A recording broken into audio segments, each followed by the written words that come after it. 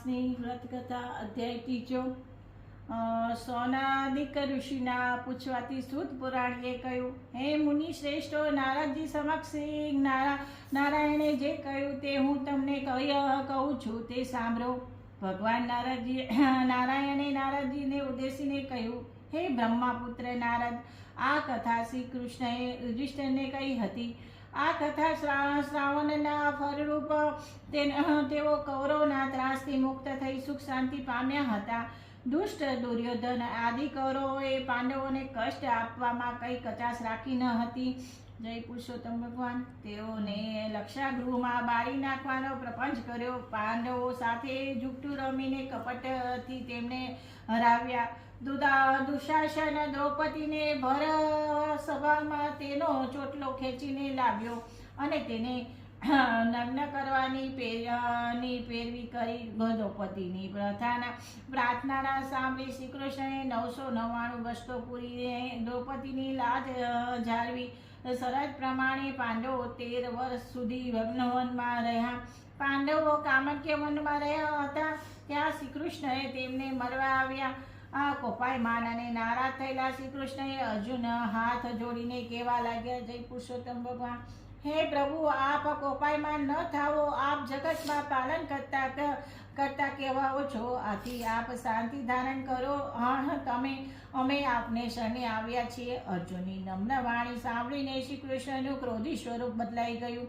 હવે તેમણે હાસ્ય સહસ અર્જુનને કહ્યું, હે અર્જુન, હું મારા કષ્ટને સહન કરી શકું છું, પરંતુ મારા ભક્તોના એક રાઈના દાણા જેટલા દુઃખને પણ હું મેરુ સમાન સમજું છું। મારા ભક્તોના દુઃખ દૂર કરવા માટે અજન્મ્યા હોવા છતાં જન્મ લઉં છું।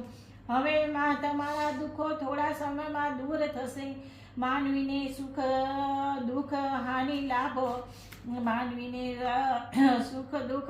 લાભ કર્મના ફળ રૂપે મળે છે। આ કર્મના બંધનો દૂર કરવા માટે માનવીએ ધર્મ, વ્રત અને તપ દ્વારા શરીર અને આત્માને પવિત્ર બનાવવામાં જોઈએ। હવે પછી જે મહિનો આવે છે તેને અધિક માસ કહેવામાં આવે છે।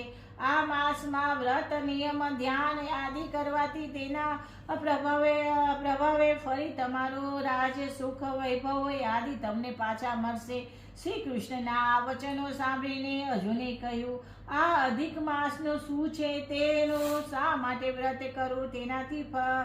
તેનાથી શું ફળની પ્રાપ્તિ થાય છે? એ બધું મને તમે વિગતે સમજાવો। શ્રી કૃષ્ણએ તેના જવાબમાં કહ્યું, વર્ષ, માસ, દિવસ, પ્રહાર, ઘડી, પર અને વિપર બધા કાળના વિભાગો છે। સમુદ્ર, નદી, તળાવ, કુવા, ઝરણા વગેરે જળના વિભાગો છે।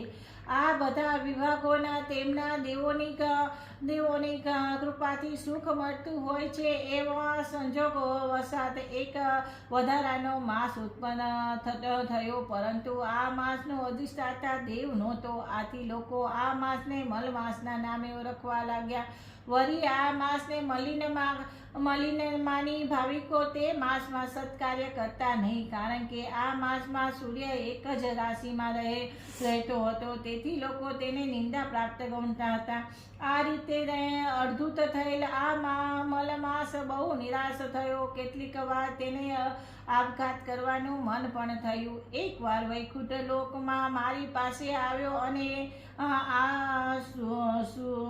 આંસુ ભરી આંખે નમ્રતાથી તેને પોતાનું દુઃખ કહેવાનું શરૂ કર્યું। શ્રી બૃહદ નારાયણ પુરાણમાં પુરુષોત્તમ મહાત્મા મલમાસ કથાનો આરંભ નામનો ત્રીજો અધ્યાય સંપૂર્ણ। એનું ફળરૂપી કથા ફળ। અનંતપુરમાં એક સૂતા રહેતો હતો। તેના કુટુંબમાં તેની પત્ની, 7 દીકરીઓ અને 2 દીકરા મળી કુલ 11 જણ હતા। દીકરીઓ મોટી હતી ત્યારે 2 દીકરા નાના હતા। આખા કુટુંબમાં ગુજરાનનો ભાર કરનાર તેના પિતા એક જ હતા। તેથી ગામમાંથી તેને સુથારી કામ મળ્યા કરતું હતું। તે ખાસ કરીને દેવ દેવીઓમાંના નાના મંદિરો બનાવતો। તે તેમાં એવી ઝીણી કોતરણી કરતો કે જોનારાને 2 ઘડીએ જોઈ રહેવાનું મન ન થાય। સુથાર દિવસ ઉગે ત્યારથી જ મોડી રાત સુધી મહેનત કરતો, ત્યારે માંડ તેના ઘરનું ગુજરાન ચાલતું. વસ્તારી કુટુંબમાં એક જ જણ રડનાર હતો. જીવ નિવારણ માંડ ચાલતું હતું. દીકરીઓ મોટી હોવાથી સુથારે સારા મોરતિયા શોધીને પરણાવવા માંડી અને સાસરે વરાવી. લગ્નના ખર્ચામાંથી સુથાર ઊંચો ન જ આવતો. વળી દીકરીઓ અવારનવાર સાસરેથી પિયર આવતી હતી, એટલે કપડાં લત્તા અને કંઈ ને કાંઈ રોકડ આપવી પડતી હતી. આથી સુથાર દિવસે દિવસે આર્થિક રીતે ઘસાતો જતો હતો. જેમ જેમ દિવસો વીતતા ગયા તેમ સુથારની ચિંતા વધતી ગઈ. વળી જુવાની હતી ત્યાં સુધી તો રાત દિવસ કામ ખેંચતો, પણ હવે તો શરીરને ના પાડવા લાગ્યું. શરીર થાકી જવા લાગ્યું. છતાં સુથાર જેમ તેમ કરીને ઘરનું ખર્ચ કાઢવા મહેનત કરતો હતો. જુવાનીમાં સુથારને ભગવાન સાંભળ્યા નહોતા. તે તો પોતાના કામમાં જ રચ્યો પચ્યો રહેતો હતો. હવે ઉંમર થતાં તે રોજ સવારે ઉઠીને દેવ દર્શને જવા લાગ્યો. ક્યારેક કથા વાંચતી હોય, વંચાતી હોય કે કીર્તન થતું હોય ત્યારે તે સાંભળવા બેસી જતો. એકવાર ગામમાં એક કથાકાર આવ્યા. તે સુંદર કથા કરે. સુથાર તેમની કથા સાંભળવા બેઠો. કથાકારે કહ્યું, પ્રાણી માત્રના ભરણ પોષણની ચિંતા દરરોજ ભગવાન રાખે છે. તે કીડીને કણ અને હાથીને મન દેનારો છે. તે ભૂખ્યા ઉઠાડે છે, પણ કોઈને ભૂખ્યા સુવાડતો નથી. છતાં માણસ ચિંતામાં ને ચિંતામાં આખી જિંદગી પસાર કરે છે. તે ભગવાન ઉપર ભરોસો રાખતો નથી. ભગવાન ઉપર ભરોસો રાખનાર કદાપી દુઃખી થતો નથી. ભગવાનને તેની ચિંતા કરવી પડે છે. કથાકારના આ શબ્દો સાંભળી સુથારને તો પસ્તાવો થવા લાગ્યો. તે વિચાર કરવા લાગ્યો, આખી જિંદગી મેં ઘસડો જ કર્યો. કોઈ દિવસ શાંતિથી બેસી ભગવાનનું નામ પણ ન લીધું. હજુ સમય છે. ભગવાનનું નામ લઉં, તેનું ભજન કરું, તેનું સ્મરણ કરું, તો આ અવતાર તો એરે ગયો, પણ પરલોક તો સુધરી જશે ને. આમ વિચાર કરતો સુથાર ઘેર આવ્યો અને તેની પત્નીને ઉદ્દેશીને કહ્યું, હવે મારાથી કામ થતું નથી. એ તો તું જાણે છે. હવે તો બની શકે તેટલું ભગવાનનું નામ લઉં. ભગવાન મને બર આપશે તો થોડું ઘણું કામ કરી શકીશ. આપણું ગુજરાન ચાલશે. બાકીના સમયે ભગવાનની ભક્તિમાં ગાળીશ. હાથવારો મારો નાથ આપણને મદદરૂપ થશે. પત્ની બોલી, તમારું કેવું ખરું છે. તમે ઘણું વેતરું કર્યું. હવે ભગવાન ઉપર શ્રદ્ધા રાખી તેની ભક્તિ પણ કરતા રહો. ભગવાન જાણે સુથારની કસોટી કરી રહ્યો હોય. તેની સ્થિતિ દિવસે દિવસે બગડવા લાગી. તે દરરોજ ભગવાનની ભક્તિ કરતો હતો, પણ સુથારી કામ મળતું નહીં. આથી ક્યારેક ઘરમાં ચૂલો ન સળગે તો એવી હાલત પણ થઈ જતી. આમ છતાં પત્ની મૂંઝાઈ હતી અને પતિએ બે શબ્દો કહેવાતી હતી, પણ તે મૌન રહિત. સુથારને તો ભગવાનના અટૂટ શ્રદ્ધા બેસી ગઈ હતી. તેથી મારો વાલો મોડે વેલે પણ મને સહાય કરશે. તે દરરોજ કથા વાર્તામાં જતો હતો. એવામાં પુરુષોત્તમ માસ આવ્યો. કથાકારે પુરુષોત્તમ ભગવાનના મહિમાની વાત કરતા કહ્યું, પુરુષોત્તમ માસ આવી રહ્યો છે. આ પવિત્ર માસમાં જે કોઈ વ્રત કરે, આખો મહિનો નહાય, દેવો દર્શન કરે, કાંઠા ગોરમાની વાર્તા સાંભળે, ઉપવાસ એકટાણા કરે, યથાશક્તિ દાન પુણ્ય કરે, તો પુરુષોત્તમ ભગવાનની કૃપાથી તેનું દારિદ્ર્ય દૂર થઈ જાય છે. સુથારે ઘરે આવી પત્નીને આ વાત કરી અને બંને પુરુષોત્તમ માસનું વ્રત લેવાનો સંકલ્પ કર્યો. બોલો પુરુષોત્તમ ભગવાનની જય. પુરુષોત્તમ માસ બેઠો. સુથાર તથા તેની પત્ની રોજ પ્રાતઃકાળે નદીએ જઈ નાહી આવી દેવ દર્શને કરી, યથાશક્તિ બ્રાહ્મણને દાન સીધું આપી ભગવાનનું રટન કરવા લાગ્યા. પતિ પત્ની શ્રદ્ધાથી વ્રત કરી રહ્યા હતા. અધિક માસ પૂરો થવા થોડા દિવસ બાકી રહ્યા હતા. ઘરમાં અન્નનો દાણો પણ નહોતો. દરરોજ બ્રાહ્મણને સીધું કેવી રીતે આપવું તેની ચિંતા તેમને સતાવતી હતી. એક દિવસ સુથાર વહેલો ઉઠી દિશાએ જવા જંગલમાં ગયો. તે ધાર પડતી જગ્યાએ હાજત કરવા બેઠો. બે દિવસના ઉપવાસ હતા. વળી પકડી રાખ્યું. મૂળિયાને આમ તેમ હલાવતા તે ઉખડી ગયું અને ત્યાં ખાડો પડ્યો. તેમાં કંઈક ચરકતું લાગ્યું. સુથારે ચરકાટ જોયો પણ હજુ અંધારું હતું. તેને સમજણ ન પડી કે અંદર શું છે. તે તો ત્યાં ને ત્યાં જ બેસી રહ્યો. થોડું અજવાળું થતાં તેને જોયું કે ખાડામાં હીરા પડ્યા હતા. તે જ ચમકી રહ્યા હતા.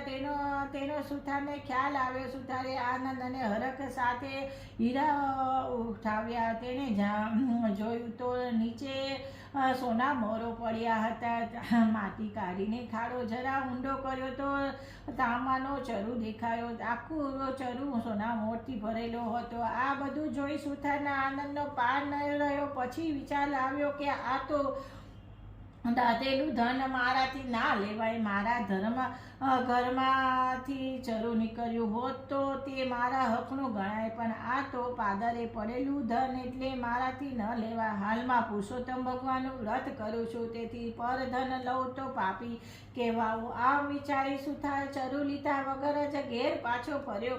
સુથાર રોજ દિશાએ જતો પણ બહુ વાર લાગતી નહીં.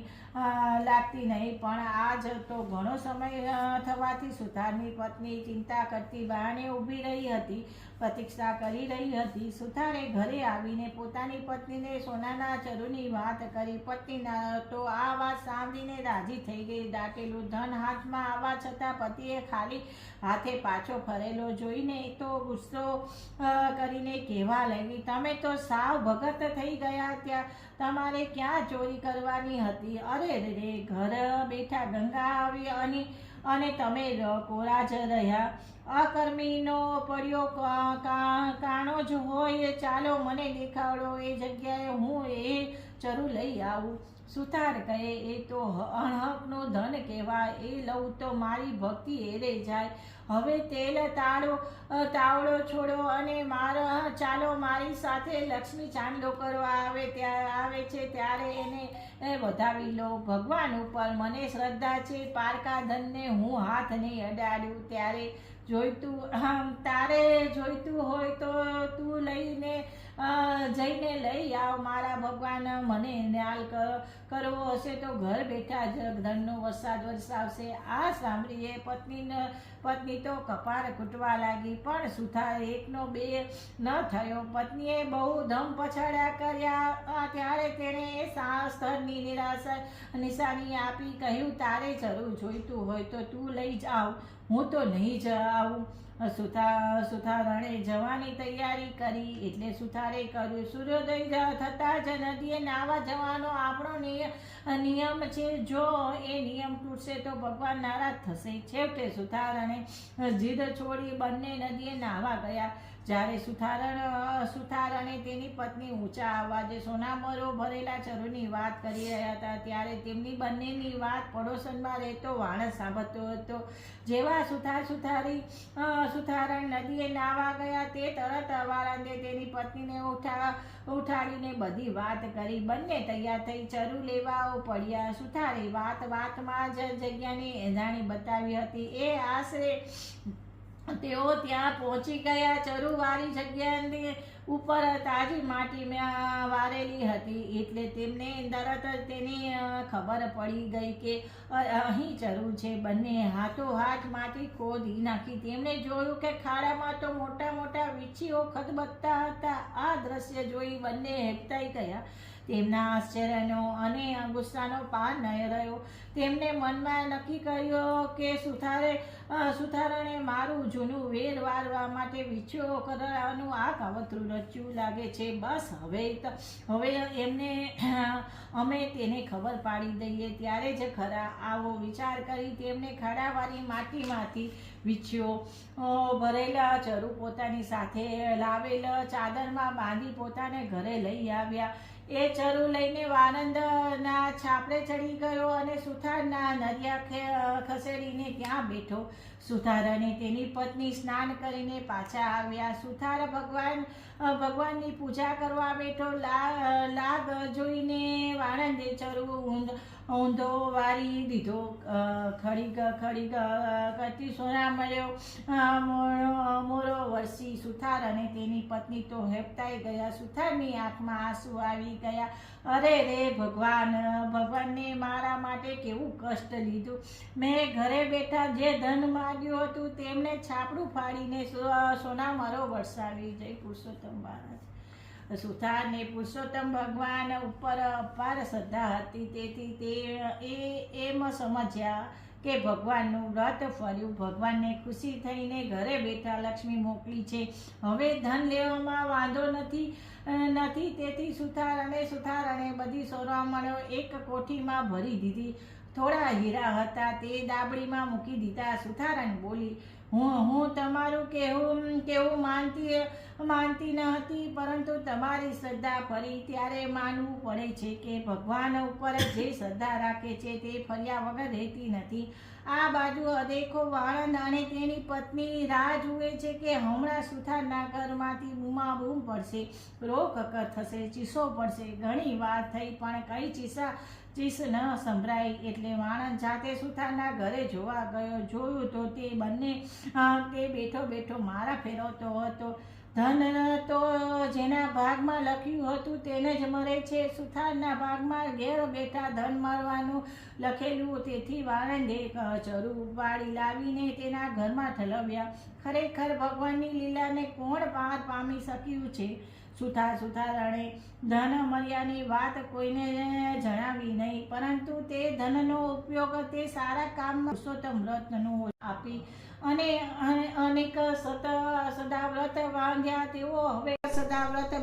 તેઓ હવે આખો સમય ધર્મ, ધ્યાન, કથા, કીર્તન અને ભગવાનના ભજનમાં આપવા લાગ્યા. હે પુરુષોત્તમ ભગવાન, તમે જે સુથારને ફર્યા તેવું તમારું વ્રત કરનાર સૌ કોઈને ફરજો. બોલો પુરુષોત્તમ ભગવાનની જય. શ્રી કૃષ્ણ પુરુષોત્તમ મહારાજની જય.